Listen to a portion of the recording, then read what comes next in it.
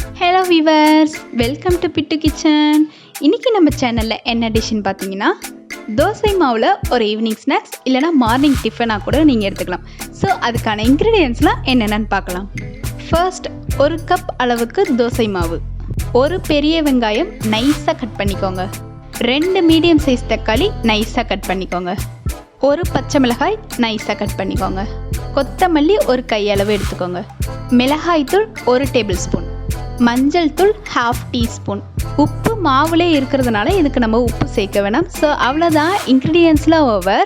நம்ம தோசை மாவில் evening snacks பார்க்குறதுக்கு முன்னாடி நம்ம சேனலை சப்ஸ்கிரைப் பண்ணுங்கள், பக்கத்தில் இருக்கிற பெல் பட்டனையும் ப்ரெஸ் பண்ணுங்கள்.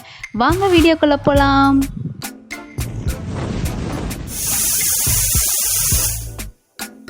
ஃபர்ஸ்ட், அந்த 1 கப் மாவில் வெங்காயம், தக்காளி, பச்சை மிளகாய், கொத்தமல்லி, மஞ்சள் தூள், மிளகாய்த்தூள் இது எல்லாத்தையும் ஆட் பண்ணிவிட்டு இதை நல்லா மிக்ஸ் பண்ணி விட்டுருங்க.